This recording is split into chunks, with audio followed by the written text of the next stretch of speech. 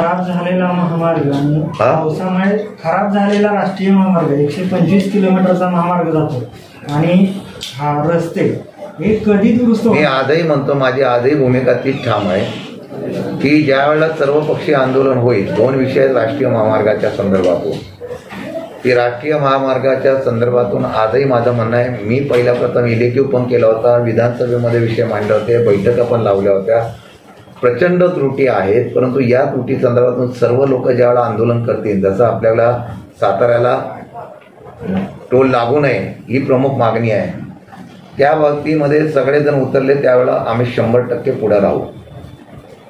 मी करायचं म्हटलं तर माझी तयारी आहे, बाकीच्यांनी सहकार्य करायची तयारी ठेवली तर मग ती पण करू.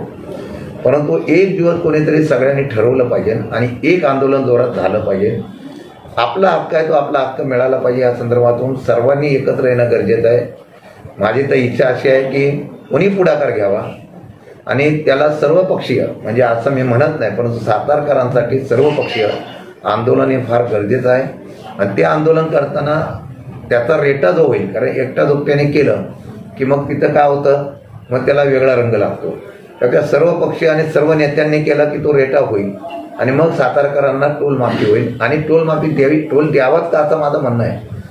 ज्या पुलाचं, ज्या रस्त्याचं आजही निकृष्टपणे काम आहे हे आपण मागतो. म्हणजे शिर्केंचं असलेलं कराडचं बांधकाम हे राज्याच्या असलेल्या राज्य सरकारने केलं आणि सेंट्रल गव्हर्नमेंटचं पुण्याचं बांधकाम हे जर आपण बघितलं तर हे ज्या कंपनीने केलं आहे त्याचा आजही पूर्ण अपघात होत आहेत, आजही माणसं जात आहेत, आजही रस्ते खराब आहेत, तरीसुद्धा टोल वाढवला जातो, टोल घेतला जातो. याबद्दल पूर्णपणाने आमचा विरोध आहे आणि राहणार. फक्त तुम्ही सांगावं, पुढाकार घ्यायचा तर पुढाकार घेऊ. सर्वपक्षीय होत असेल तर माझी सर्वांच्याबरोबर उतरण्याची तयारी आहे. शिवेंद्रराजे पण मध्ये बोललेले आहेत, त्यांनी आणि मी दोघांनी आम्ही पुढाकार घ्यायची तर माझी तयारी आहे. पण या टोलच्या संदर्भामध्ये कुठंतरी आता आंदोलन करणं गरजेचं आहे, रेटा देणं गरजेचं आहे.